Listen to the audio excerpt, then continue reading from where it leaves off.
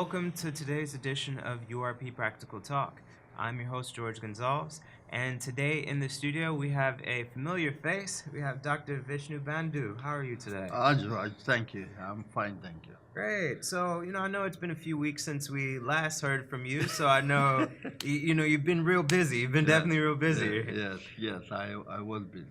Yeah, so can you tell us a little bit about what you've been working on so far? Well, I just came back from SEQ. Been working on the local government election. We're trying to encourage people that they should get involved in local government election. Simple reason for that is because local government election, it concerns your own community, to build your own community.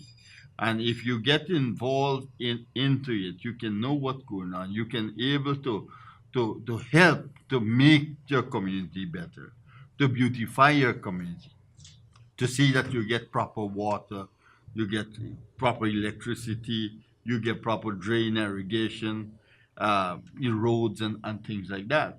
And that is why you have to get involved in the local government election. Um, we are telling people, people complain all the time the NDC is not doing the right thing, the town council is not doing the right thing. But if they're not doing the right thing, get involved. So you will able to help me do the right thing in the area to beautify your own area. Because if you beautify your area, it means you will get tourists. Tourists will come to your area. They'll spend money in your area. Your area, your property, your real estate will rise. Everything will happen, and you will able to develop your area. And it just looks nicer too. Yeah, it look nicer. Yeah. You'll have your carpet clean. Weed of grass clean, drain, and everything. But you cannot only complain. You have to get involved. And this is not about politics. I know a lot of people are talking about, they're fed up with these political parties and this and that. If you said you're fed up with the political party, you can only safely say you're fed up with two political parties in this country. And that's the two major political parties. The PNC, PPP / APNU or what have you.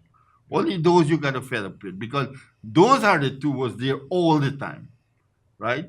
And this is why we are saying that, as URP had been saying before, that we believe strongly that people should form themselves into group in their various community and go to the polls for the local government election. Don't make political party goes do it. You do it yourself because you fed up with the two major political parties. So, as the last election, we did not contest local government election because we are encouraging people, and we have been encouraging them, form yourself in group and go there, and we will assist you. We did that in the last local government election. But seeing that the PNC and the PPP would not move from this position, they always want to interfere with people's life. They will not move from that position. So it makes us to rethink that, what, we should go also to the local government election because you will not say that you don't have a choice.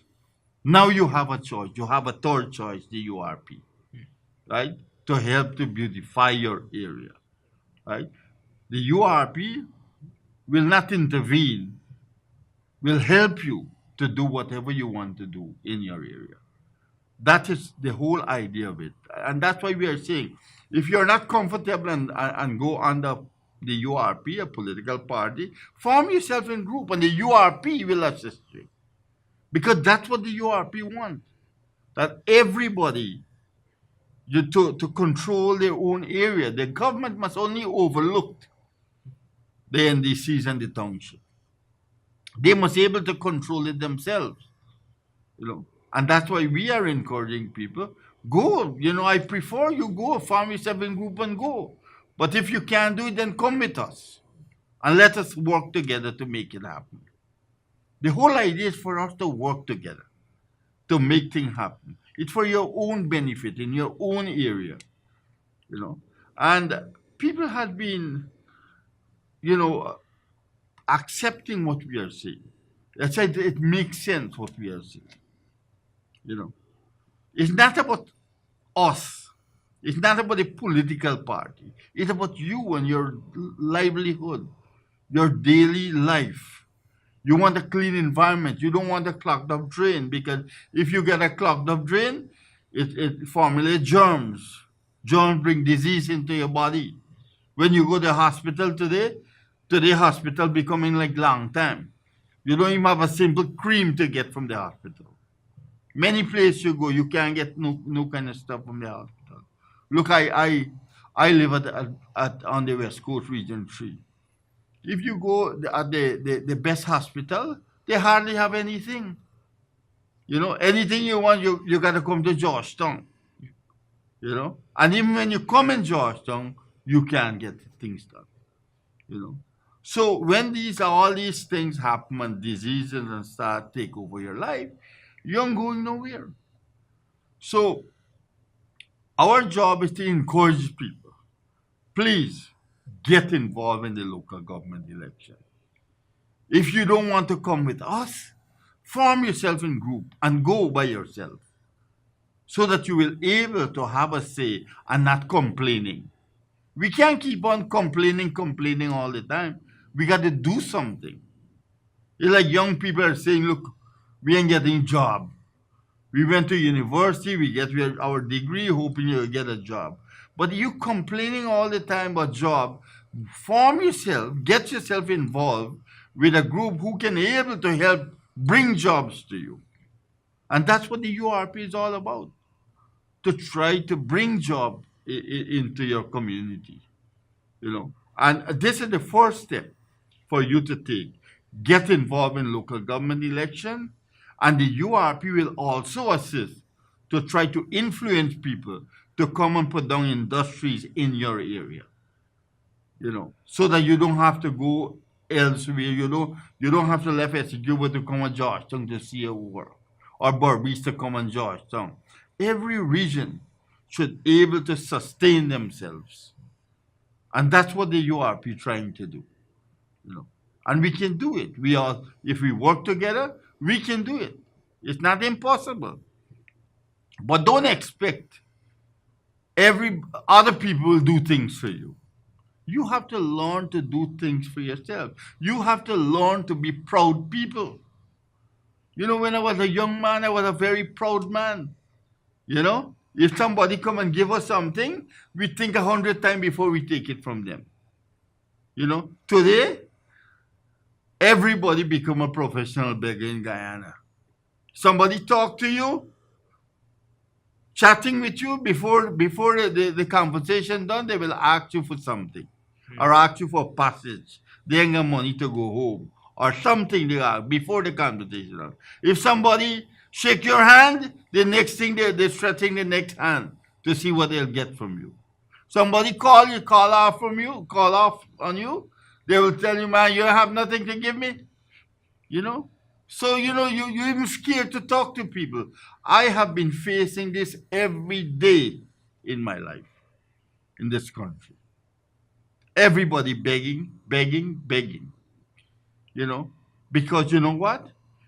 These two major political party we got in this country causes this. They are the one who causes this, you know, because what they have been doing, putting people under so much a strain. People have been begging their family, begging this one, begging that one for thing, because they have to live. They have to survive. So the thing become a regular routine now, begging all the time. You know, we have to learn to be proud people. And the only way we can be proud people, as I always say, if you give me a fish, I'll have a meal. But if you teach me to fish, then I can feed myself and I can feed my family. You know? So we have to learn to teach people these things, open our mind, see what we are doing. So it's very, very important for you to involve in local government election. Those of you who are listening to us, Our number is 254-0078, or my personal number is 651-3825. 651-3825. Call us if you're interested in be a part on the local government election. We will assist you. If you want to come with us under the URP, it's fine. If you want to form yourself in group, fine. We love that. We will help to support you so that you can able to go into the local government election to help to beautify your community. And that's what it's all about. No, absolutely, and I really like that point of view because I feel like it really shows us that in order to try to break out of sort of that mentality or reliance mentality, that it's all about taking over the political control in the area, and what better way to do that than to actually go into the local government, which is what you see on a day-to-day basis. But I'd actually like to move away from local government now and actually turn to oil. Of course, that there has been a lot of talk as of recent about oil, the benefits, and that a lot of people wonder if we're even really going to see the income from it. But there's a lot of issues that aren't really focused on. What I would like to say that they had a recent press conference by Melinda Janke, who said that let's see what oil will do for Guyana. Because she had done an investigation in it, and I'll ask our cameraman to show that video, because it's very, very interesting when people talk about all these $1 billion and so what they'll get. It shows you that you will get nothing in Guyana. All right, let us look at Melinda Johnson, Janke video.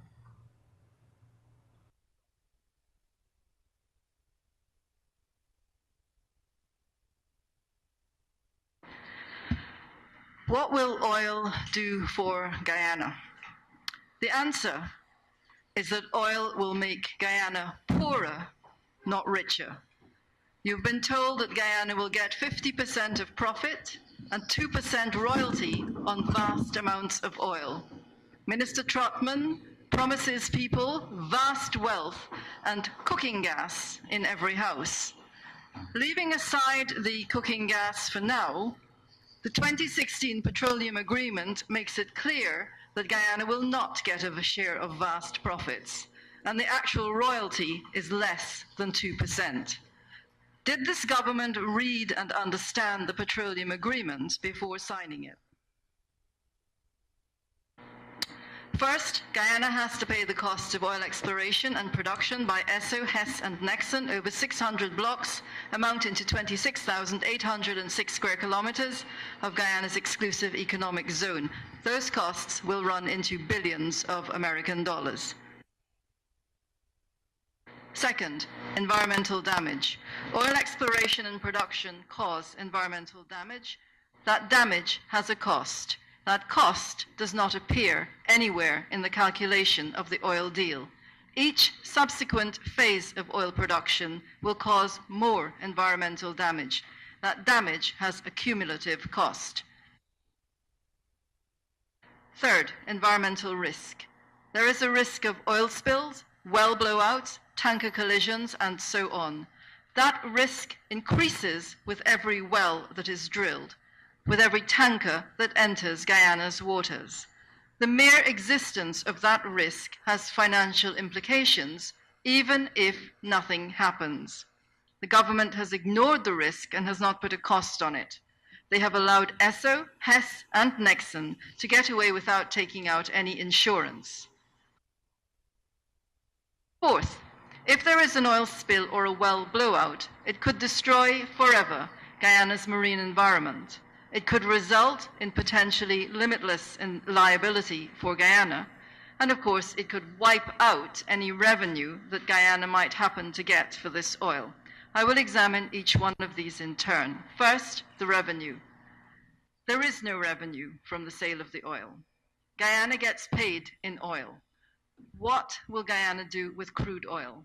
Guyana has no tankers and no refinery, and the government clearly has no idea how to sell oil. The contract says that the minister can ask Esso, Hess, and Nexen to use their reasonable efforts to market Guyana's share of the oil, but Guyana has to pay them to do so. Guyana currently owns all of the oil in the reserves.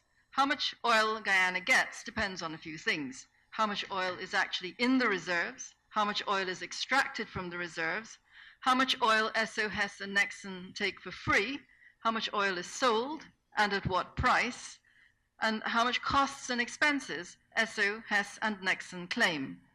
How much money Guyana then gets for what's left with its oil, minus the expenses associated with selling that oil.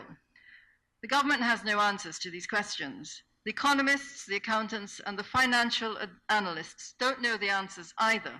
All those tables and projections are guesswork. Some of it, good guesswork, but it is still guesswork. How much oil do we have in our reserves? The Minister of Finance told a mining conference in Canada that Guyana has 3.7 billion barrels of oil. He got that figure from Esso. In 2016, the Securities Exchange Commission in the United States told ExxonMobil that under the accounting rules imposed by the SEC, ExxonMobil could no longer claim in its reserves 3.6 billion barrels of oil equivalent from its Kearl tar sands field. By a happy coincidence, ExxonMobil has announced 3.7 billion barrels of oil in Guyana. Has that figure been independently verified? No. Without independent verification, the minister literally does not know what he is talking about. He may believe what he is told, he may want to believe it, but he doesn't know. For now, the amount of oil in our reserves is whatever Esso announces it to be. How much of our oil will be extracted? Under the contract, Esso, Hess, and Nexen will inform the minister how much oil is extracted. Guyana cannot verify that number. All the Minister of Natural Resources will be able to do is observe the operations as long as he gives 7 days' notice. He cannot check or verify. Strictly speaking, oil production is whatever Esso, Hess, and Nexen say that it is. I turn now to free oil, because the oil production figure is not a very helpful figure. Esso, Hess, and Nexen can take as much production as they need for any petroleum operations within the contract area and also within the transportation and terminal system. Again, Guyana does not have the capacity to check or the legal right to verify how much oil Esso, Hess, and Nexen take. Strictly speaking, the amount of oil that Esso, Hess, and Nexen reasonably require is whatever they say it is. Bear in mind they don't have to pay for it. This is free oil. If you deduct the free oil from the production oil, you get cost oil, which is then sold on the market.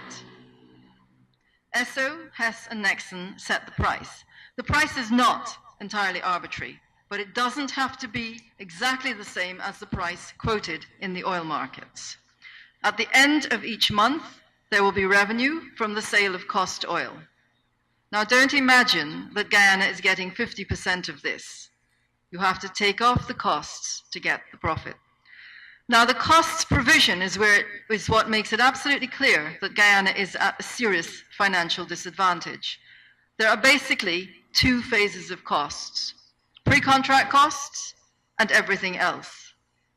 From 1999 to December 2015, the pre-contract costs are stated to be $460 million US.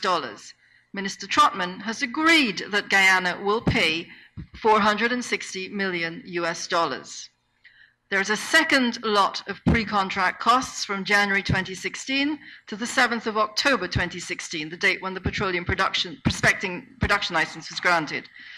The costs for the whole of 2016 were about $583 million. If you apportion it to October, you get roughly $400 million. Again, Minister Trotman has agreed that Guyana will pay this. So as at the 7th of October 2016, The government's attempts to sell Guyana's oil has cost Guyana 900 million US dollars.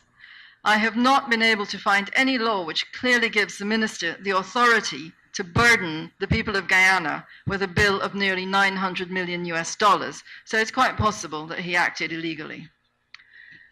I turn now to the contract costs. From the 8th of October 2016 onwards, Guyana pays the oil companies recoverable contract costs. And this appears to be every cost that the oil companies say they incur. Exploration and development costs include the cost of every well that is drilled, whether successful or not. These wells are expensive. In June 2017, Esso announced that the expenditure for the Liza field alone would be 4.4 billion US dollars.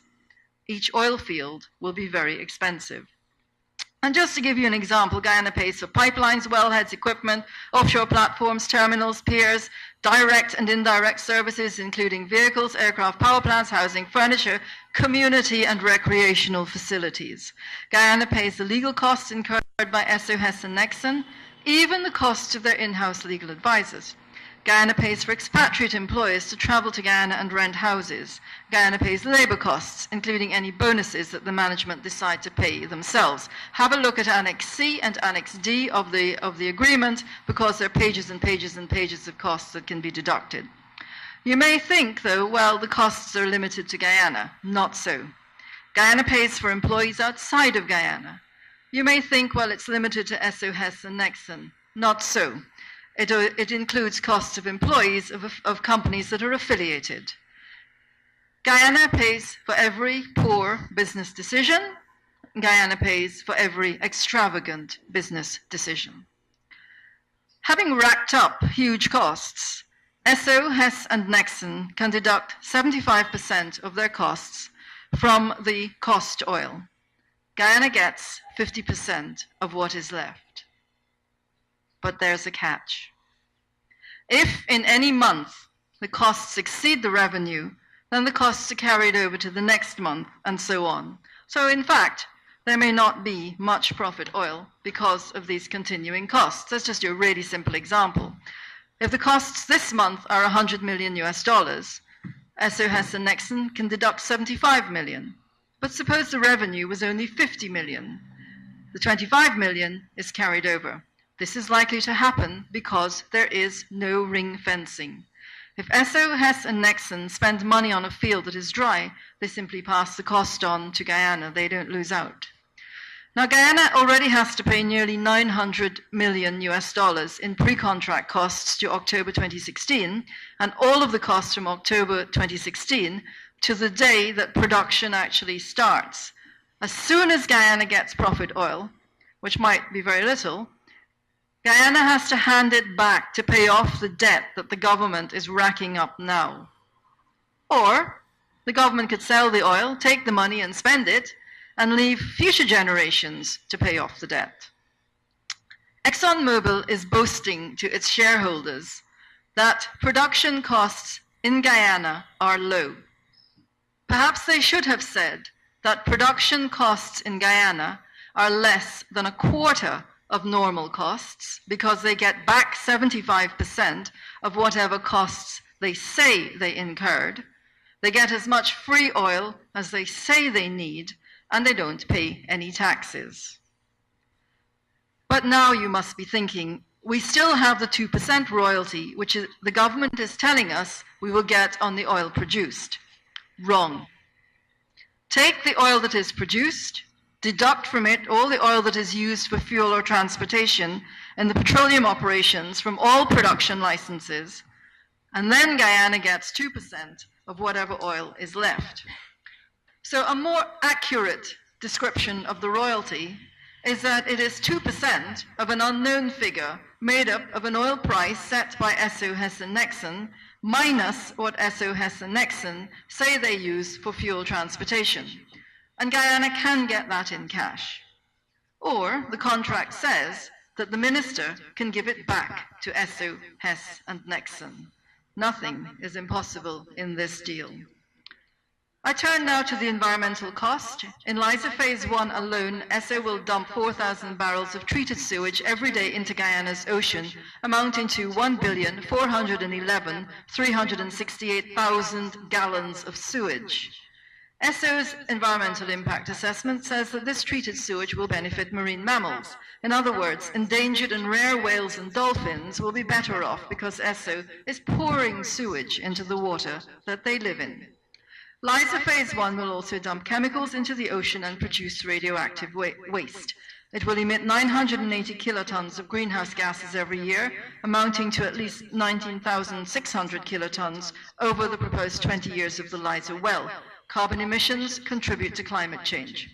This is the best case scenario. This damage needs to be quantified and deducted from any income that Guyana actually gets. What happens if things go wrong? There are two big risks: an oil spill from a tanker or a well blowout, either of which dumps oil into the ocean. The environmental impact assessment uses a spill scenario of 20,000 barrels of oil per day for 30 days, 60,000 barrels of oil, 25,200,000 gallons of oil. The environmental impact assessment says that the duration of acute impacts would not be long and that the impacts are reversible. Let's have a look. In 1989, the Exxon Valdez tanker spilled 11 million gallons of oil in the Prince William Sound in Alaska, about half of what is being considered in the EIA for Guyana. That oil covered 11,000 square miles, killed hundreds of thousands of birds and animals. More than 25 years later, Prince William Sound has not recovered. Exxon apparently spent $2.5 billion trying to clean up the spill and agreed to pay another $900 million for the cleanup costs of the American government. The Guyana spill scenario is more than double Exxon Valdez. How much will it cost to clean up such a spill at today's cost? And who will bear those costs? What about a well blowout? The BP Macondo well blowout spilled 4,900,000 barrels of oil and killed 11 people and over 1 million birds and animals. BP's cost is said to be in the region of about $62 billion. With every new well drilled in Guyana, the risk increases. If there is a well blowout, who do you think will get the bill? The environmental impact assessment done by ESSO says that the oil is unlikely to reach Guyana's shores. Don't relax. The wind will take it north and west. That means, what's north and west of here? It will go to the Caribbean islands. That means Guyana will be liable under international law for transboundary pollution. International law says states must ensure that activities in their jurisdiction do not cause harm to the environment of other states. So Guyana will have transboundary liability. In short, where is the evidence that Guyana will make money from this deal? Thank you.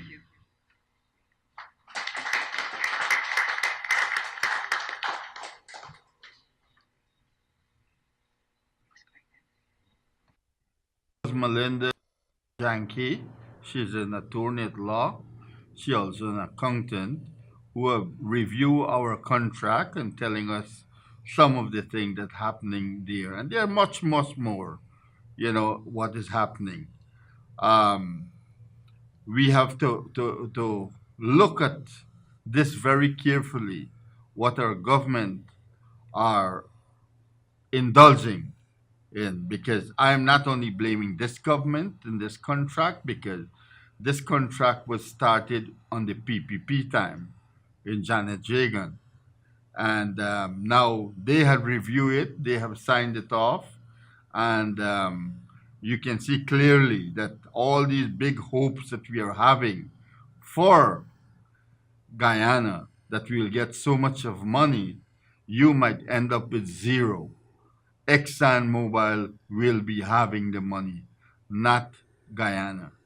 So please look at this carefully and see where our government is taking us. I thank you very much and may God bless you. And so, well, thank you. Some good words to leave us on, Dr. Bandu. Yeah. Yeah. And with that, that brings us to the end of another episode of URP Practical Talk. I'm your host, George Gonzalez. And as always, you can also check out the Facebook URP Guyana and the website www.urpguyana.com. And again, I'm George Gonzalez. Thanks for watching.